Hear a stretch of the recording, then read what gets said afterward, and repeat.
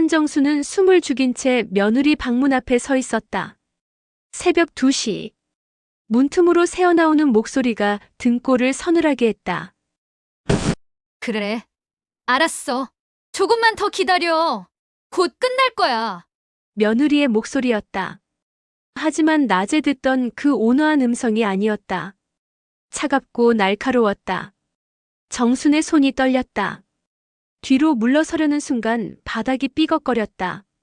문이 열렸다. 어머니? 서린이 웃고 있었다. 여전히 완벽한 미소. 하지만 그 눈빛은 정순을 꿰뚫고 있었다. 화장실 가려다가. 아, 그러셨구나. 조심히 다녀오세요. 문이 닫혔다. 정수는 가슴을 쓸어내리며 자신의 방으로 돌아왔다. 이불 속에 파고들었지만 온몸이 얼어붙은 것 같았다. 언제부터였을까? 사흘 전. 어머니, 저녁은 뭐 해드릴까요? 며느리 서린이 부엌에서 고개를 내밀었다. 단정한 앞머리, 온화한 눈매. 결혼 2년차 아직도 정수는 이 며느리가 낯설 때가 있었다. 너무 완벽했다. 아니야, 내가 할게. 윤호 좋아하는 된장찌개나 끓여야지. 거실 냉장고엔 손주 유진이 그린 그림이 붙어 있었다. 서툰 크레파스 선으로 그린 가족 할머니, 아빠, 엄마 그리고 유진. 행복해 보였다. 적어도 그림 속에서는. 저녁 식탁. 아들 윤호는 휴대폰만 들여다보며 밥을 입에 털어넣었다. 윤호야, 밥 먹을 땐 전화 좀 내려놔. 엄마, 회사 일이에요. 주말에도 일이 그렇게 많니? 윤호는 대답 없이 자리에서 일어났다. 며느리가 재빨리 그의 팔을 잡았다. 여보, 어머니 말씀하시잖아. 알았어. 하지만 윤호의 목소리엔 짜증이 배어 있었다. 정수는 숟가락을 놓고 아들의 뒷모습을 바라봤다. 언제부턴가 윤호는 변했다. 결혼 전엔 그렇게 다정했던 아들이 이젠 어머니와 눈도 제대로 마주치지 않았다. 그날 밤 쓰레기를 버리러 나간 정수는 옆집 박 할머니와 마주쳤다. 정순아, 며느리, 요즘 어때? 괜찮은데요. 왜요? 박 할머니는 주변을 살피더니 목소리를 낮췄다.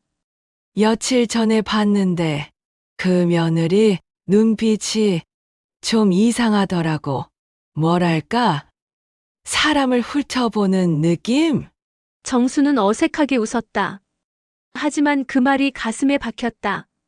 복도로 돌아오는 길. 현관문 앞에서 정수는 멈칫했다. 서린의 방에서 희미한 불빛이 새어나왔고 낮은 목소리가 들렸다. 정수는 조심스럽게 다가갔다. 보험금은 얼마나 돼? 그 정도면 충분해. 정순의 심장이 쿵 내려앉았다. 며느리는 지금 누구와 무슨 얘기를 하고 있는 걸까? 그날 밤 정수는 잠들지 못했다. 천장을 응시하며 생각했다. 혹시 내가 예민한 걸까? 며느리를 의심하는 내가 나쁜 시어머니인 걸까? 하지만 가슴 깊은 곳에서 올라오는 불안은 그녀의 60년 인생이 보내는 경고였다. 그리고 사흘 후 새벽 2시. 정수는 그 문 앞에 다시 서 있었다. 정수는 그날 이후 잠을 제대로 잘 수 없었다.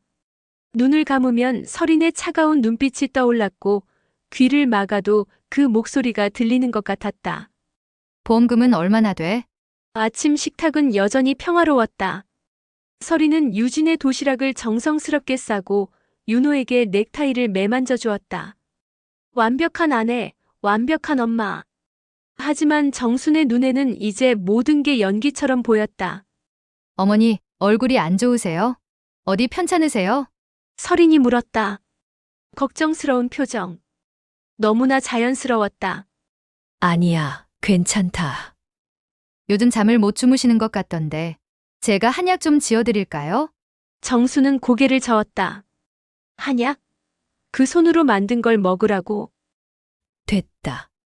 나이 들면 원래 잠이 안 와. 오전 10시. 윤호와 서린이 외출하고 유진이 학교에 간 사이 정수는 혼자 집에 남았다. 청소기를 돌리다가 서린의 방 앞에서 멈췄다. 심장이 두근거렸다. 들어가야 할까?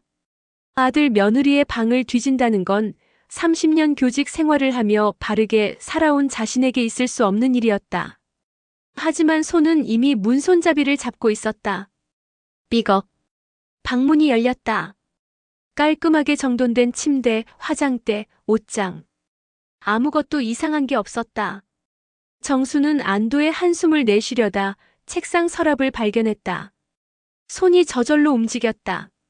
서랍 안에는 서류 뭉치가 있었다. 정수는 떨리는 손으로 첫 장을 들어 올렸다. 종신보험 계약서. 계약자 한윤호. 수익자 박서린. 보험금 5억. 정순의 입에서 작은 신음이 새어나왔다. 다음 장을 넘겼다. 메모지였다. 서린의 필체.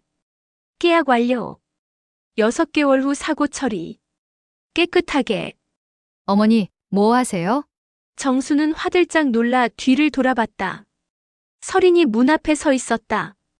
외출복을 입은 채로. 언제 돌아온 거지? 아, 나는 서린이 천천히 다가왔다. 미소는 여전했지만 눈은 웃지 않았다.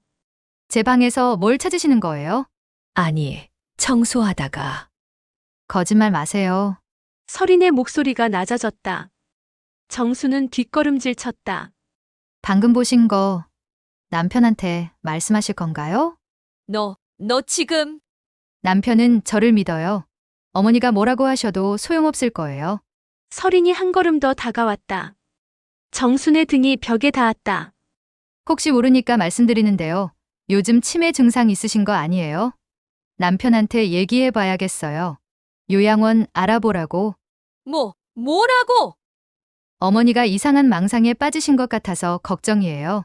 서린은 정순의 손에서 서류를 빼앗아 서랍에 도로 넣었다. 그리고는 다시 환하게 웃었다. 점심 뭐 드시고 싶으세요? 제가 맛있는 거 해드릴게요. 정수는 대답할 수 없었다. 다리에 힘이 풀려 주저앉을 것 같았다. 그날 밤 윤호가 퇴근했다. 엄마, 서린이가 그러는데 요즘 건강이 안 좋으세요? 윤호야, 나는 병원 한번 가보는 게 어때요? 요즘 치매는 조기에 발견하면 괜찮다잖아요. 정수는 아들을 빤히 쳐다봤다. 얘가 정말 내가 낳은 아들인가? 나 치매 아니야. 엄마, 그렇게 흥분하시면 내 말 들어봐, 서린이가. 됐어요. 윤호가 소리를 질렀다. 정수는 입을 다물었다. 엄마, 제발 서린이 괴롭히지 마세요. 그 사람이 얼마나 힘들어하는지 아세요? 윤호는 그대로 방으로 들어가 버렸다. 정수는 거실에 홀로 남았다. 텅 빈 식탁, 차가운 공기. 손주 유진의 그림이 냉장고에서 바람에 흔들리고 있었다. 행복한 가족. 하지만 이제 그 그림은 거짓말처럼 느껴졌다. 정수는 떨리는 손으로 휴대폰을 꺼냈다. 누구한테 도움을 청해야 할까? 경찰? 하지만 증거가 있나? 서류는 이미 서린의 손에 있었다. 창밖을 보니 옆집 불이 켜져 있었다. 박할머니. 그리고 그 옆에 사는 청년. 이름이 뭐였더라? 강민우. 탐정 사무실을 운영한다고 들었다. 정수는 결심했다. 혼자서는 안 돼. 도움이 필요해. 하지만 그녀는 아직 몰랐다. 서린이 거실 CCTV를 이미 설치해놨다는 걸. 다음 날 아침 정수는 일찍 일어나 옆집 청년 강민우를 찾아갔다. 초인종을 누르는 손가락이 떨렸다. 누구세요? 옆집 할머니인데 잠깐 상담 좀 하고 싶어서. 문이 열렸다. 30대 초반으로 보이는 민우는 캐주얼한 옷차림이었지만 눈빛만큼은 예리했다. 어서 오세요. 무슨 일이세요? 정수는 주저하다가 입을 열었다. 사실은 우리 며느리가 이상해. 민우는 커피를 내오며 조용히 들었다. 보험 서류, 수상한 통화, 치매몰이. 정순이 떨리는 목소리로 모든 걸 쏟아냈다. 증거를 직접 보셨어요? 서류는 봤는데 빼앗겼어. 민우는 잠시 생각하더니 명함을 꺼냈다. 제가 한번 알아볼게요. 며느리분 성함이랑 전화번호 알려주실 수 있으세요? 정수는 희망이 보이는 것 같아 고개를 끄덕였다. 집으로 돌아가는 발걸음이 조금은 가벼워졌다. 하지만 그 희망은 오래가지 않았다. 주말 오후 아들이 며느리와 함께 거실에 앉아 노트북을 펼쳤다. 엄마, 잠깐 앉으세요. 정수는 불길한 예감에 소파에 앉았다. 뭔데? 윤호는 화면을 돌려 보였다. 부동산 매물 사이트였다. 이 집 한번 보세요. 괜찮지 않아요? 갑자기 이게 무슨? 서린이 부드럽게 끼어들었다. 어머니, 사실은요? 저희가 집을 하나 더 마련하려고 하는데 자금이 좀 필요해서요. 정순의 눈썹이 꿈틀거렸다. 자금이라고? 이 집 명의가 어머니 앞으로 되어 있잖아요. 그걸 담보로 대출을 받으면 하나 더 장만할 수 있어요. 잠깐! 정순이 손을 들어 막았다. 이 집은 내가 평생 모은 돈으로 산 거야. 너희 아버지 돌아가시고 나서 혼자 교사 월급 모아서 30년 만에 장만한 집이라고. 엄마, 저도 알아요. 하지만 지금 투자 타이밍이 투자? 너 지금 무슨 투자를 하겠다는 거야? 서린이 태블릿을 꺼내 보여주었다. 화려한 분양 광고. 오피스텔이에요. 지금 사면 5년 후엔 2배로 오른대요. 그게 확실해? 물론이죠. 제 친구가 부동산 컨설턴트인데 안 돼! 정순이 단호하게 잘랐다. 이 집은 못 건드려. 아들의 얼굴이 굳었다. 엄마, 나중엔 어차피 제 거잖아요. 뭐라고? 상속받을 건데 왜 지금은 안 돼요? 정수는 귀를 의심했다. 이게 정말 내 아들이 할 말인가? 윤호야, 너 지금 그게 할 말이야? 제 미래를 위한 거잖아요. 서린이도 고생하는데 조금 도와주시면 안 돼요? 서린이 윤호의 손을 잡으며 말했다. 여보, 어머니가 아직 생각이 없으시면 천천히 해요. 아니, 왜 자꾸 미루시는 거예요? 제 인생인데요. 윤호가 소리를 높였다. 정수는 아들을 빤히 쳐다봤다. 눈빛에 분노와 조급함이 가득했다. 저건 내가 키운 아들의 눈이 아니었다. 윤호야, 너 요즘 왜 그러니? 엄마가 이기적이시니까 그렇죠. 뭐라고? 평생 저한테 희생했다고, 고생했다고 그러시면서 정작 필요할 땐 도와주지도 않으시잖아요. 정순의 손이 떨렸다. 30년. 혼자서 아들 키우고 대학 보내고 결혼시키기까지 얼마나 많은 밤을 울었는지. 그 세월이 지금 이기적이라는 한마디로 짓밟히고 있었다. 나가! 저요, 엄마! 나가라고 했어!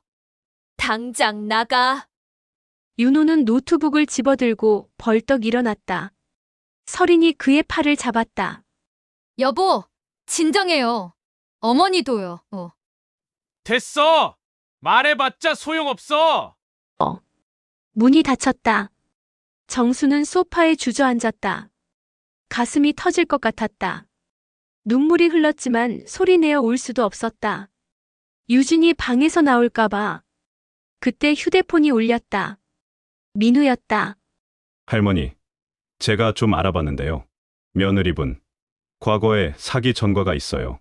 정순의 심장이 멎는 것 같았다. 뭐라고요? 6년 전에 독거노인 상대로 보험, 사기 친 기록이 있네요. 집행유예로 풀려났어요. 이름도 개명한 거예요. 원래 이름은 김미양이에요. 정수는 휴대폰을 쥔 손에 힘이 들어갔다. 그럼 우리 윤호는요? 아마 속은 거예요. 처음부터 목표물이었을 가능성이 높습니다. 정수는 입술을 깨물었다. 분노가 치밀어 올랐다. 동시에 아들이 불쌍했다. 저 인간한테 놀아나고 있는 걸 모르고 있다니. 증거를 더 모아야 해요. 확실한 걸로요. 네, 알았어요. 제가 도와드릴게요. 전화를 끊고 정수는 창밖을 바라봤다. 저녁 노을이 붉게 물들고 있었다. 이제 싸워야 해. 내 아들을, 내 가족을 지켜야 해. 하지만 그녀는 몰랐다. 서린이 방에서 그 통화를 모두 엿듣고 있었다는 걸. 이틀 후 민우가 USB 하나를 들고 정순의 집을 찾아왔다. 설인과 윤호가 외출한 틈을 노린 방문이었다. 이거 보세요. 노트북 화면에 서류가 떴다. 김미양 현재 박서린의 과거 기록이었다. 2019년 70대 독거노인 상대로 보험 가입시킨 뒤 6개월 만에 사망. 부검. 결과 수면제 과다 복용이네요. 정순의 얼굴이 하얗게 질렸다. 하지만 증거 불충분으로 집행유예로 풀려났어요. 그 후 이름을 바꾸고 나타난 게 5년 전이에요. 그럼 우리 윤호를 만난 것도 일부러 접근한 거예요. 우연이 아닐 겁니다. 아마 처음부터 재산이 있는 집안을 노린 거예요. 민우가 다음 파일을 열었다. 은행 거래 내역이었다. 며느리분 계좌로 매달 200만 원씩 입금되고 있어요. 발신인은 익명이에요. 누가 보내는 거예요? 아마 공범이 있을 겁니다. 이런 사기는 혼자 하기 힘들거든요. 정수는 손으로 입을 막았다. 모든 게 계획된 일이었다. 설인의 미소, 다정한 말투, 심지어 윤호와의 결혼까지. 더 확실한 증거가 필요해요. CCTV나 녹음 파일 같은 거요. 그런데요. 정순이 망설이다 말했다. 우리 집에 CCTV가 있어. 며느리가 설치한 것 같은데요. 민우의 표정이 굳었다. 어디에요? 거실 천장 쪽에요. 작은 렌즈 같은 게 보이더라고. 그럼 우리 대화도 녹음됐을 수 있어요. 둘은 동시에 침묵했다. 설이는 이미 모든 걸 알고 있을지도 몰랐다. 빨리 움직여야 해요. 시간이 없어요. 민우가 가방에서 작은 장치를 꺼냈다. 이거 몰래 며느리 방에 놔두세요. 음성 녹음기예요. 버튼 모양으로 위장했으니까 눈치 못 챌 겁니다. 정수는 떨리는 손으로 그걸 받았다. 그날 밤 정수는 잠든 척하며 시간을 기다렸다. 11시가 넘자 며느리가 방에서 나와 베란다로 향했다. 낮은 목소리로 전화하는 소리가 들렸다.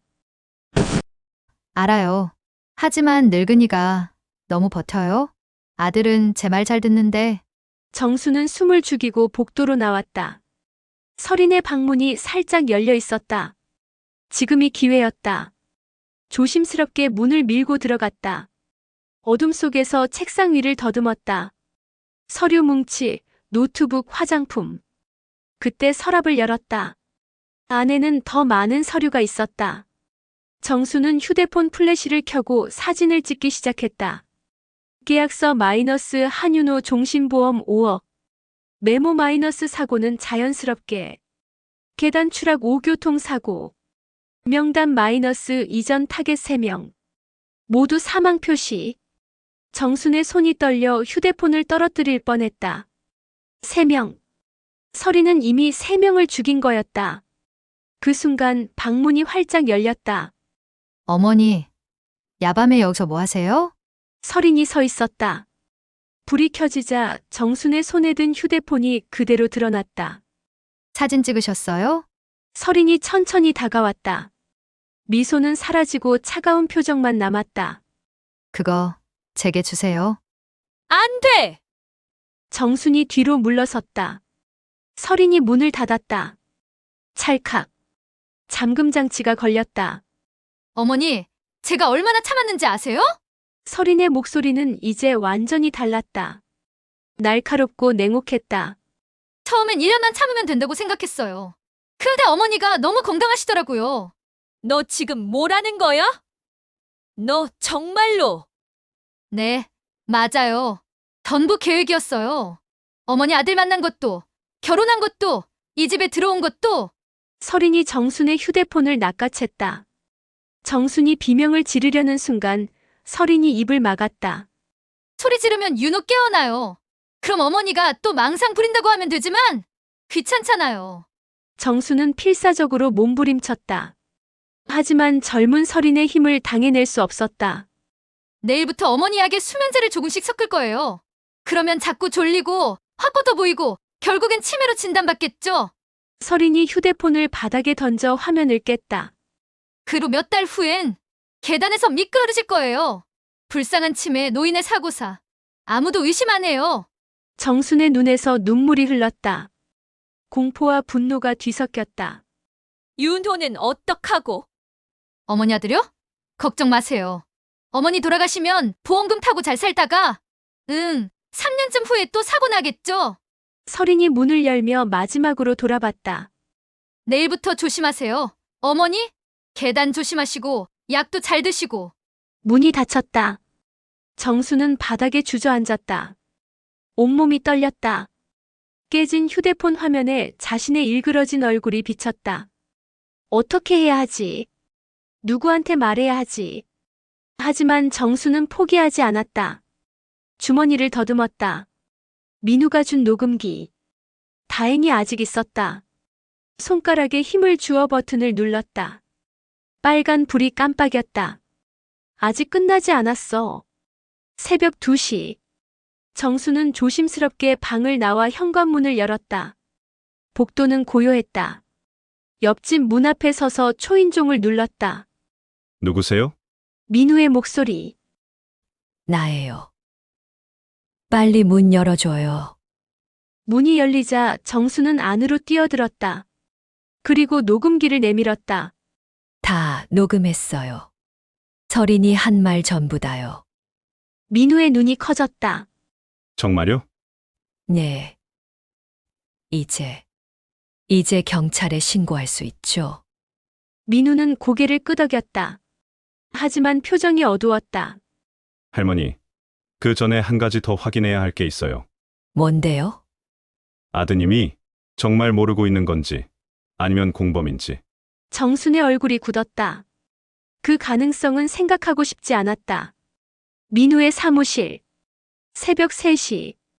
정수는 종이컵에 담긴 따뜻한 차를 마시며 떨림을 가라앉히려 했다. 민우는 노트북 앞에서 녹음 파일을 재생하고 있었다. 내일부터 어머니에게 수면제를 조금씩 섞을 거예요. 설인의 목소리가 스피커를 통해 흘러나왔다. 차갑고 계산적인 음성. 민우의 표정이 굳었다. 이 정도면 충분해요. 살인 예비죄로 고소할 수 있어요. 그런데 내 아들은요?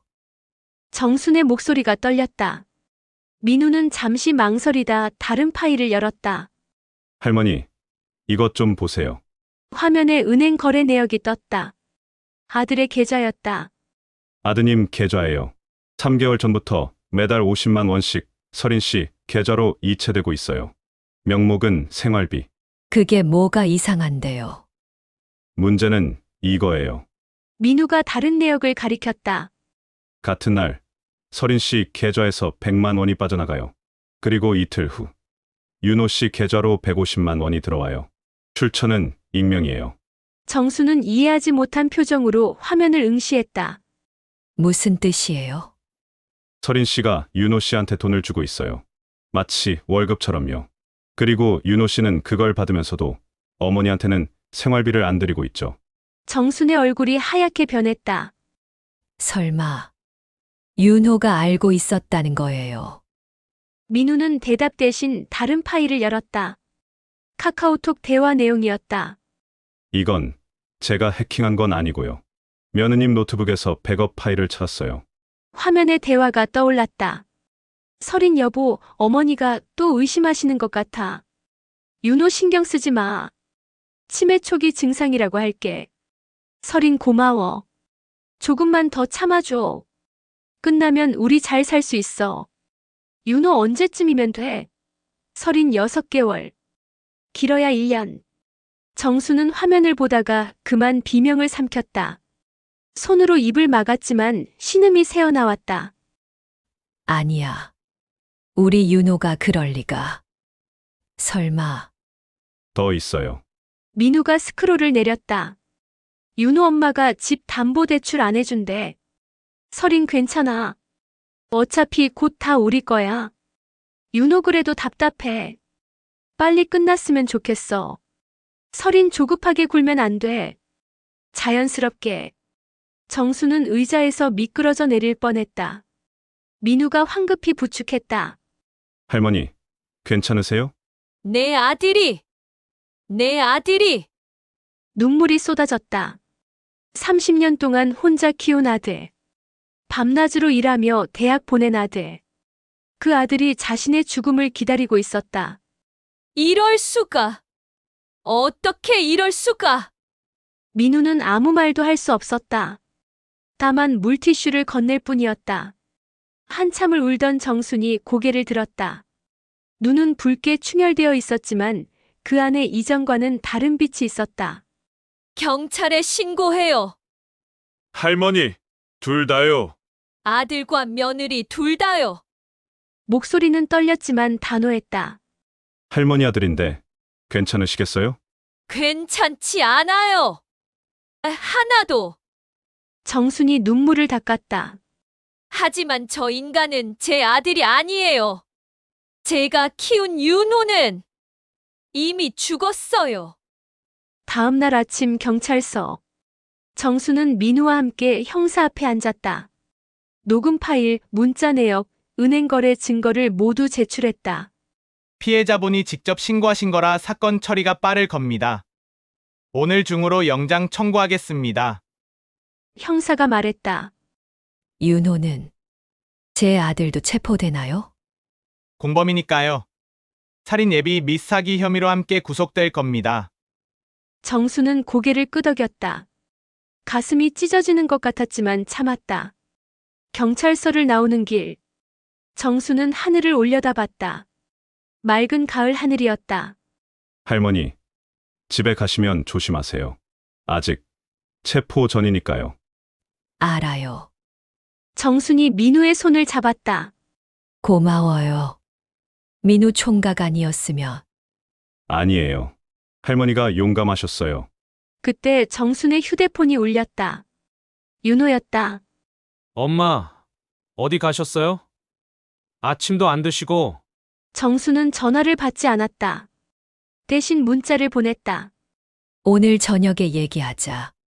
마지막 저녁이 될 것이었다. 저녁 6시. 집. 정수는 윤호가 좋아하던 된장찌개를 끓였다. 밥상을 차리고 김치를 담고 계란말이를 부쳤다. 마지막으로 해주는 밥이었다. 윤호와 설인이 퇴근해서 들어왔다. 어머니, 오늘은 맛있는 밥상을 차리셨네요. 설인이 의아한 표정으로 물었다. 정수는 아무 말 없이 상을 들고 거실로 나갔다. 앉아라. 윤호는 어머니의 평소와 다른 분위기에 눈치를 챘는지 조심스럽게 앉았다. 엄마, 무슨 일 있어요? 정수는 두 사람을 번갈아 보았다. 30살 아들, 28 며느리. 그들의 얼굴에서 정수는 아무것도 찾을 수 없었다.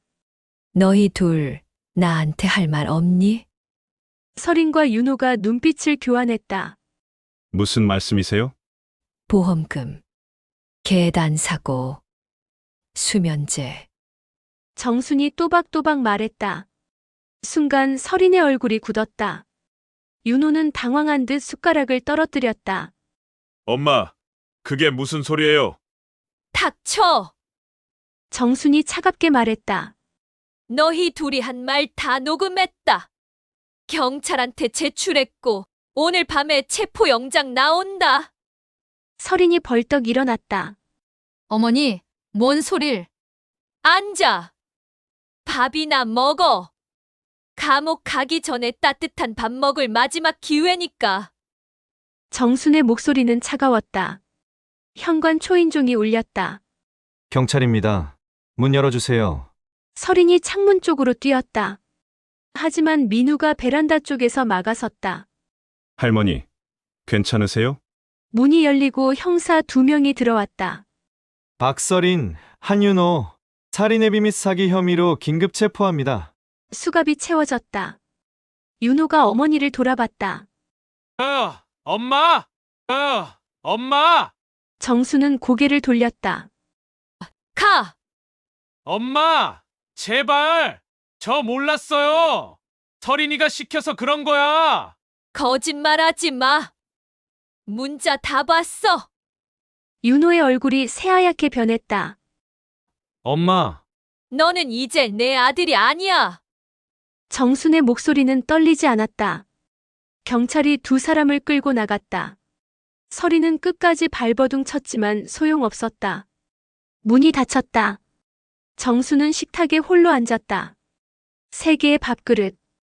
아무도 손대지 않은 된장찌개. 눈물이 뚝뚝 떨어져 밥그릇에 고였다. 미안해. 윤호야. 정수는 얼굴을 두 손으로 감싸고 소리내어 울었다. 30년 세월이 한순간에 무너져 내렸다. 구치소 면회실. 일주일 후. 정수는 유리창 너머 윤호를 바라봤다. 수의를 입은 아들은 초췌해 보였다. 눈 밑에 다크서클이 짙었고 머리는 헝클어져 있었다. 엄마, 윤호가 수화기를 들었다. 정순도 자신의 수화기를 집었다. 할 말 있어서 왔다.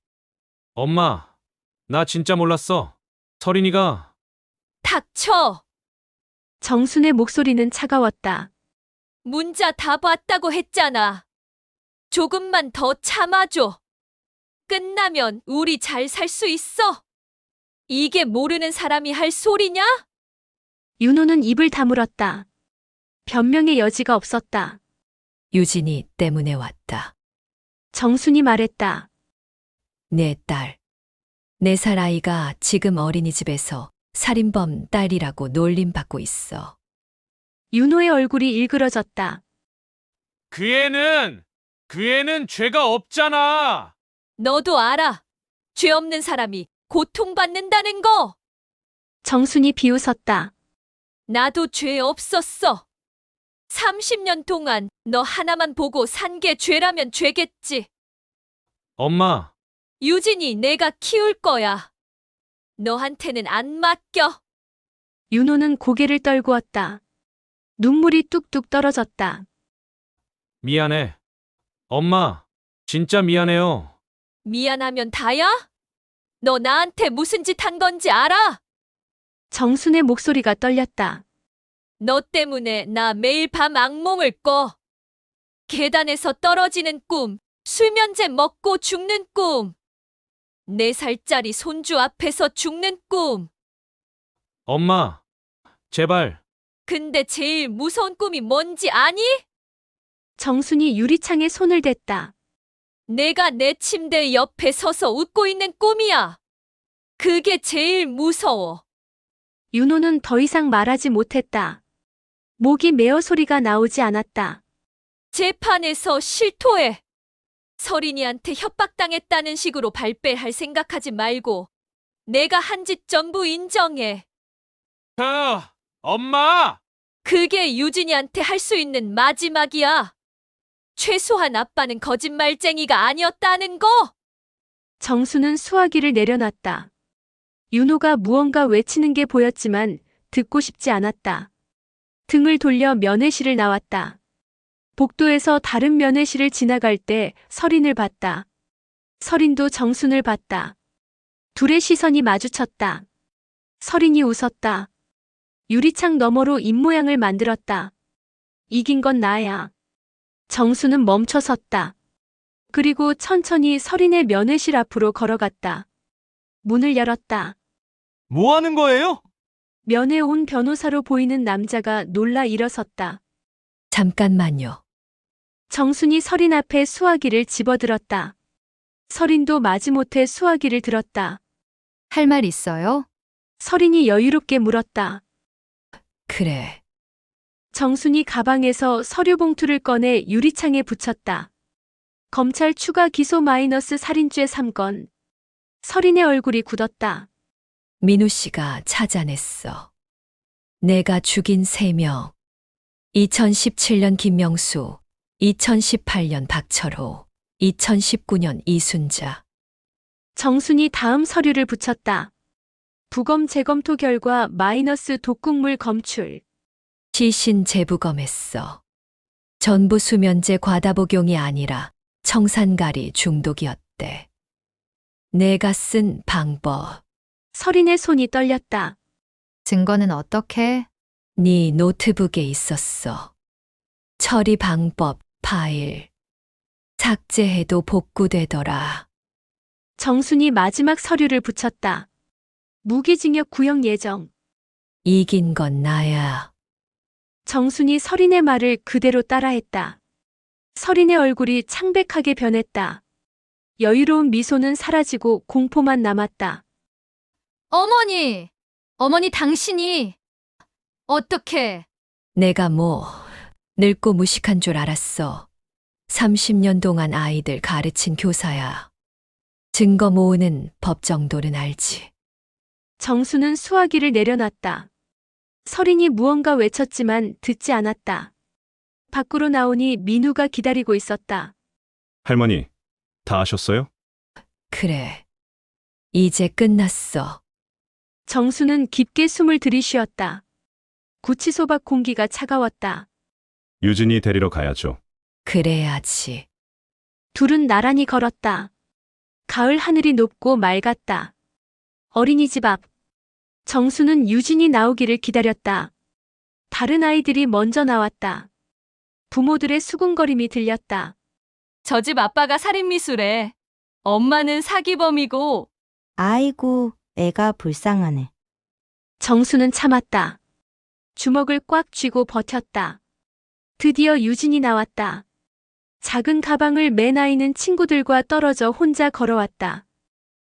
할머니, 유진이 정순의 품에 안겼다. 작은 몸이 떨리고 있었다. 괜찮아. 할머니가 있어. 할머니, 애들이 나보고 나쁜 애래. 아니야. 넌 나쁜 애 아니야. 정순이 유진의 머리를 쓰다듬었다. 아빠랑 엄마는? 유진이 물었다. 한동안 못 와. 할머니랑 살아야 해. 왜? 아빠랑 엄마가 나쁜 짓을 해서 못 와. 유진은 더 묻지 않았다. 어린 나이지만 무언가 느낀 듯 했다. 할머니, 나 할머니랑 살래. 그래. 우리 둘이 살자. 정수는 유진의 손을 잡고 집으로 향했다. 그날 밤 유진을 재운 후 정수는 거실에 혼자 앉았다. 텅 빈 집. 아무도 없는 식탁. 휴대폰이 울렸다. 민우였다. 할머니, 검찰에서 연락 왔어요. 설인 측 변호사가 증거 인멸 시도했다가 걸렸대요. 형량 더 늘어날 거래요. 그래. 아드님은 전형적 진술 약속했대요. 검찰 측에 협조하면 감형 가능하다고. 정수는 대답하지 않았다. 할머니, 고마워. 민우 씨. 민우 씨 덕분에 살았어. 아니에요. 할머니가 용감하셨어요. 전화를 끊었다. 정수는 냉장고에 붙은 유진의 그림을 바라봤다. 4명의 가족. 이제 둘만 남았다. 손으로 윤호와 설인을 지웠다. 이제 그림엔 할머니와 유진만 남았다. 이제 시작이야. 정수는 중얼거렸다. 새로운 시작. 아프지만 필요한 시작. 창밖으로 비가 내리기 시작했다. 가을 비였다. 3개월 후. 법정. 방청석은 기자들과 시민들로 가득 찼다. 연쇄살인 며느리 사건은 전국적으로 화제가 됐다. 카메라 플래시가 터졌다. 정수는 증인석에 앉았다. 검은 정장을 입고 머리를 단정하게 넘긴 모습. 하지만 석 달 사이 훨씬 야위어 보였다. 증인, 피고인 박서린과 한윤호가 피해자인 증인을 살해하려 했다는 사실을 언제 처음 알게 되셨습니까? 검사가 물었다. 새벽에 며느리 방 앞에서 통화를 엿듣고 나서요. 정순의 목소리는 떨리지 않았다. 그때 어떤 내용을 들으셨습니까? 보험금 얘기였어요. 저를 없애고 돈을 받겠다는 내용이었어요. 방청석이 술렁였다. 그 후 어떻게 하셨습니까? 증거를 모았어요. 혼자서는 안 될 것 같아서 옆집 청년한테 도움을 청했고요. 그 과정에서 피고인 한윤호, 즉 증인의 친아들도 공범이라는 사실을 알게 되셨죠? 정수는 잠시 침묵했다. 시선이 피고인석으로 향했다. 윤호가 앉아 있었다. 수의를 입고 고개를 숙인 채. 설이는 그 옆에서 무표정하게 앞을 응시하고 있었다. 네. 알게 됐어요. 그때 심경이 어떠셨습니까? 검사의 질문에 정수는 눈을 감았다. 세상이 무너지는 것 같았어요. 목소리가 떨렸다. 30년 동안 혼자 키운 아들이었어요.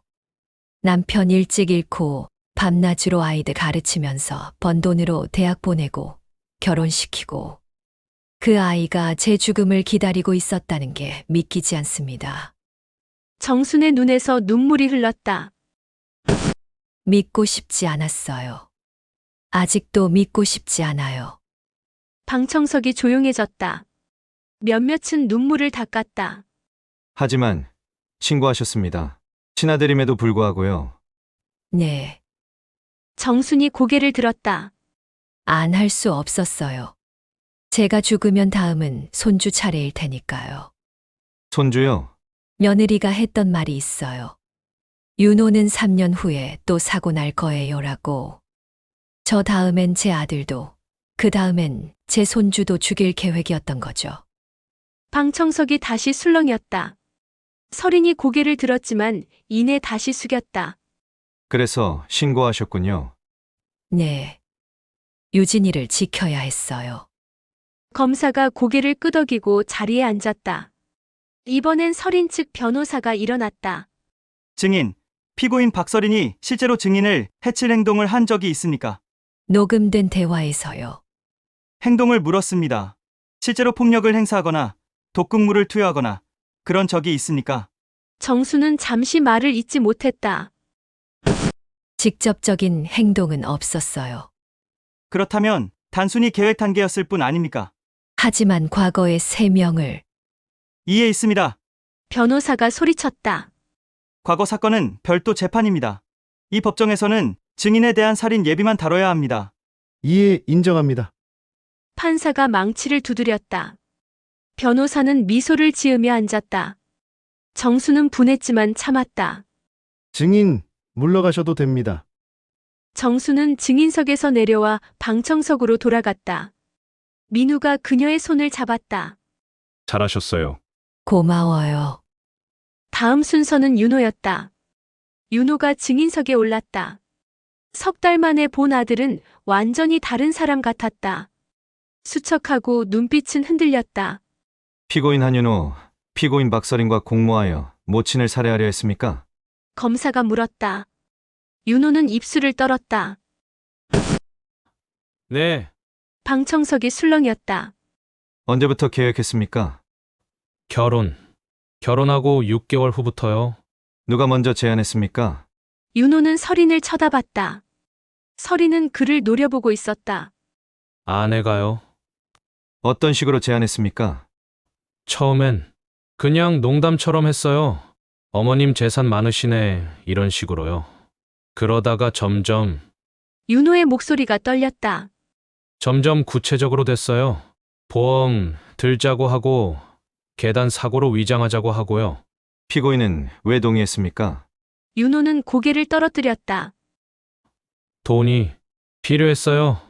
빚도 있었고 아내는 자꾸 돈을 쓰고. 그래서 모친을 죽이려 했다는 겁니까? 검사의 날카로운 질문에 윤호는 대답하지 못했다. 피고인! 죄송합니다. 윤호가 방청석을 향해 고개를 숙였다. 정순을 향해 엄마, 정말 죄송해요. 제가 미쳤었어요. 정수는 표정 없이 아들을 바라봤다. 더 이상 눈물도 나오지 않았다. 피고인 박설인에게 협박을 당한 적이 있습니까? 아니요. 자발적으로 참여한 겁니까? 네. 방청석이 술렁거렸다. 윤호 측 변호사가 황급히 일어났다. 피고인은 심신미약 상태였습니다. 피고인 박설인의 정신적 지배하에 닥쳐! 윤호가 소리쳤다. 모두가 놀라 그를 쳐다봤다. 변명하지 마세요. 제가 한 거예요. 제가 선택한 거예요. 윤호는 어머니를 똑바로 쳐다봤다. 엄마, 변명 안 할게요. 제가 잘못했어요. 죗값 받을게요. 정순의 눈에서 눈물 한 방울이 흘렀다. 법정은 조용해졌다. 판결일. 2주 후. 피고인 박설인, 살인의 비밀 사기, 과거 살인, 3건에 대해 무기징역을 선고한다. 망치 소리가 울렸다. 설이는 비명을 질렀다. 이건 말도 안 돼? 증거가 어디 있어? 조작이야. 교도관들이 그녀를 끌어냈다. 피고인 한윤호, 살인의 비밀 사기 방조에 대해 징역 7년을 선고한다. 윤호는 조용히 고개를 숙였다. 법정이 끝났다. 법원 밖. 정수는 계단에 앉아 하늘을 올려다봤다. 겨울이 다가오고 있었다. 민우가 옆에 앉았다. 할머니, 괜찮으세요? 모르겠어요. 괜찮은 건지 아닌 건지. 유진이는요? 어린이집 바꿨어. 새로 시작하는 중이야. 잘하셨어요. 정수는 가방에서 편지 한 통을 꺼냈다. 윤호가 구치소에서 보낸 것이었다. 엄마, 미안해요. 평생 용서 못 받을 거 알아요. 하지만 한 가지만 알아주세요. 엄마가 해준 밥, 엄마가 불러준 자장가, 엄마 손잡고 걷던 길. 그거 다 기억해요. 제가 그걸 다 버린 거예요. 엄마 잘못 없어요. 제 잘못이에요. 유진이 잘 부탁해요. 나쁜 아빠 닮지 않게 키워주세요. 정수는 편지를 접어 가방에 넣었다. 민우 씨, 고마웠어요. 민우 씨 아니었으면 난 죽었을 거야. 아니에요. 할머니가 강하셨어요. 이제 뭐 하고 사시려고요? 민우가 물었다. 유진이 키워야죠. 그 아이만큼은 제대로 키울 거예요. 아빠, 엄마 닮지 않게. 잘하실 거예요. 정수는 일어섰다. 유진이 데리러 가야 돼요. 조심히 가세요. 정수는 계단을 내려갔다. 차가운 바람이 불었지만 걸음은 단단했다. 그날 저녁 유진과 함께 저녁을 먹으며 정수는 물었다. 유진아, 할머니랑 사는 거 좋아? 네, 좋아요. 유진이 웃었다. 할머니 밥이 제일 맛있어요. 정수는 유진의 머리를 쓰다듬었다. 많이 먹어. 튼튼하게 커야지. 네, 창밖으로 첫눈이 내리기 시작했다. 정수는 창밖을 바라보며 중얼거렸다. 이제 시작이야. 우리 둘이서. 끝이 아니라 시작이었다. 아프고 쓰라린 시작. 하지만 포기할 수 없는 시작. 왜냐하면 지켜야 할 사람이 있었으니까. 2년 후. 봄. 정수는 어린이집 앞에서 유진을 기다렸다. 햇살이 따뜻했다. 벚꽃이 흩날리고 있었다. 할머니! 유진이 달려왔다. 6살이 된 아이는 훌쩍 컸다. 친구 둘과 함께였다. 할머니, 이 친구들이랑 놀이터 가도 돼요? 그럼 가도 되고 말고 5시까지 와야 해. 알았어요. 아이들이 제잘거리며 뛰어갔다. 정수는 그 모습을 물끄러미 바라봤다. 예전처럼 혼자 떨어져 있지 않았다. 친구들과 웃고 떠들었다. 평범한 아이의 모습. 정순아, 뒤에서 목소리가 들렸다. 박할머니였다. 벌써 유진이가 저렇게 컸네. 그러게요. 시간 참 빠르죠. 요즘은 좀 어때? 박할머니가 조심스럽게 물었다. 괜찮아요. 살만해요. 정수는 미소 지었다. 진심이었다. 윤호는 언제 나와? 아직요. 편지는 와요. 가끔 와요. 정수는 가방 속 편지를 떠올렸다. 한 달에 한 번씩 오는 윤호의 편지. 읽지 않고 쌓아두고 있었다. 아직 읽을 용기가 나지 않았다. 면대는 안 가? 아직은요. 언젠가는 가야겠죠. 정순의 목소리가 잠시 떨렸다. 박할머니는 더 묻지 않았다. 대신 정순의 손을 꼭 잡았다. 수고했어. 고생 많았어. 그동안. 자식 잘못 키운 죄값이죠. 저녁. 집. 유진과 함께 저녁을 먹으며 정수는 물었다. 유진아, 학교 재밌어. 네, 오늘 미술 시간에 그림 그렸어요. 유진이 가방에서 그림을 꺼냈다. 두 사람이 손을 잡고 있었다. 할머니와 유진이. 배경엔 꽃이 가득했다. 예쁘다. 냉장고에 붙여야겠다. 정순이 그림을 받아들고 냉장고로 갔다. 예전에 붙어있던 그림 4명의 가족은 이미 없었다. 새로운 그림이 그 자리를 채웠다. 할머니! 유진이 불렀다. 응. 아빠 생각나? 정순의 손이 멈췄다. 가끔. 나도 유진이 조용히 말했다. 나쁜 짓 한 거 알아. 근데 가끔 생각나. 정수는 유진 옆에 앉았다. 당연하지. 내 아빠인데. 할머니는 화 안 나? 화 많이 났지. 정순이 유진의 손을 잡았다. 근데 말이야, 화만 내고 살 수는 없더라. 너 키워야 하고, 밥 해야 하고, 빨래해야 하고. 그러다 보면 하루가 가더라. 할머니 힘들어? 아니, 정순이 웃었다. 너랑 있으니까 안 힘들어. 유진이 할머니 품에 안겼다. 할머니, 사랑해. 나도. 정수는 유진을 꼭 안았다. 따뜻했다. 그날 밤, 유진을 재운 후 정수는 홀로 거실에 앉았다. 서랍에서 편지 뭉치를 꺼냈다. 윤호의 편지들. 모두 24통. 정수는 떨리는 손으로 첫 번째 편지를 펼쳤다. 엄마, 매일 엄마 생각해요. 미안해요. 용서해달라는 말은 못해요. 자격이 없으니까. 그냥 미안해요. 두 번째 편지. 엄마, 여기서 목수일을 배우고 있어요. 나중에 나가면 가구 만들고 싶어요. 유진이한테 책상 만들어주려고요. 세 번째 편지. 엄마, 꿈에서 엄마 봤어요. 엄마가 웃고 있었어요. 오랜만에 좋은 꿈이었어요. 정수는 편지를 한 장 한 장 읽었다. 눈물이 흘렀다. 하지만 이상하게도 마음이 조금씩 가벼워졌다. 마지막 편지. 엄마, 5년 후에 나가요. 그땐 유진이가 초등학생이겠네요. 엄마 아직 건강하시죠? 제가 직접 사과하고 싶어요. 얼굴 보고 그때까지 기다려주세요. 제발. 정수는 편지를 가슴에 안았다. 기다린다. 작은 목소리로 중얼거렸다. 5년.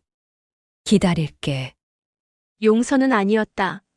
하지만 버리지도 않기로 했다. 아들은 여전히 아들이었으니까.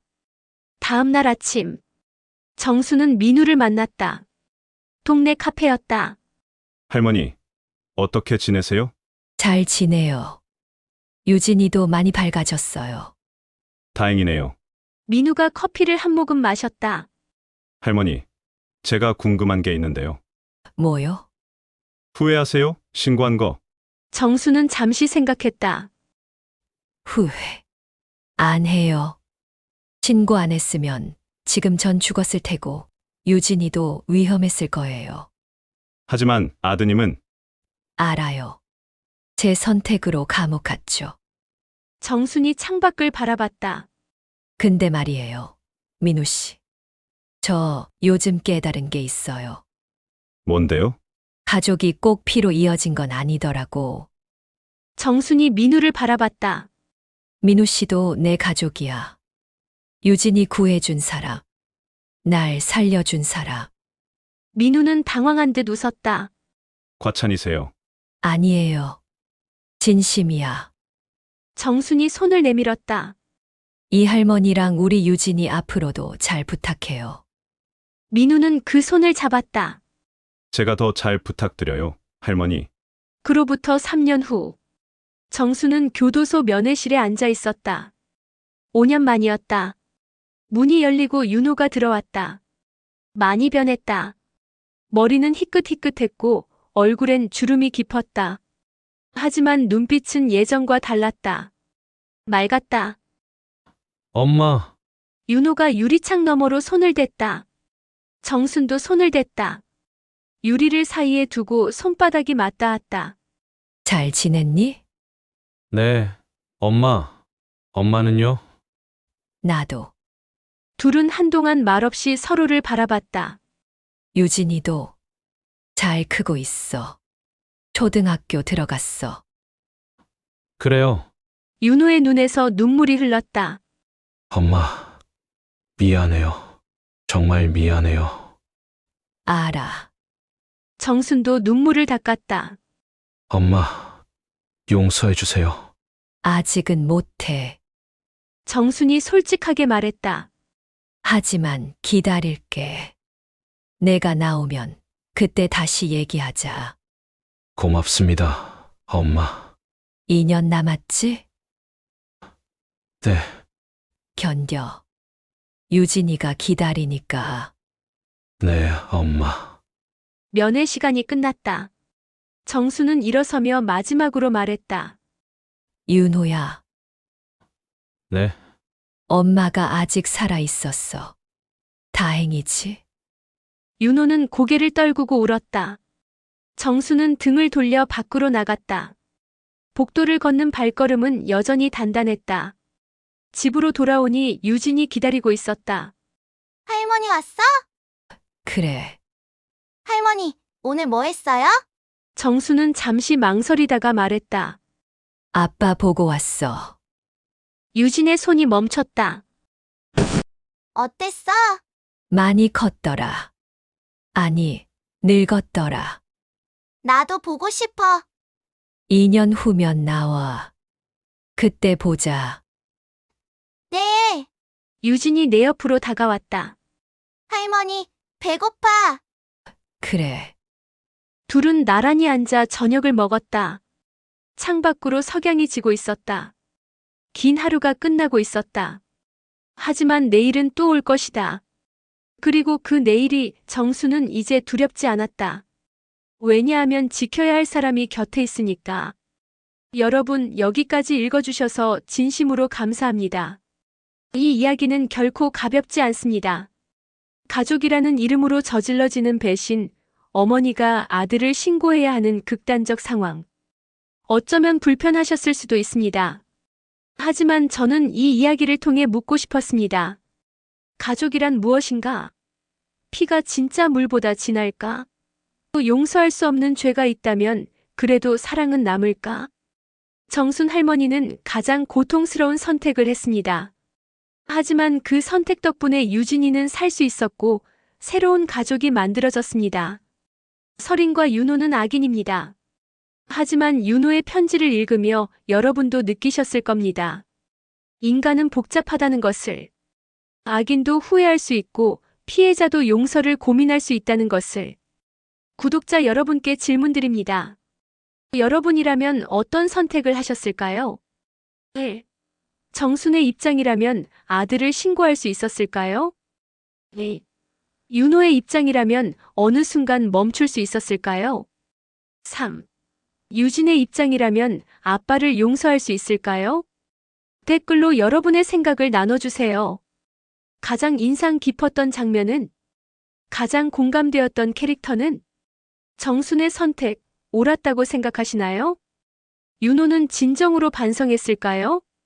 5년 후 출소 후 이야기가 궁금하신가요? 끝까지 함께 해주신 모든 분들께 감사드립니다. 여러분의 하루가 따뜻하기를 바랍니다. 구독과 좋아요는 저에게 큰 힘이 됩니다.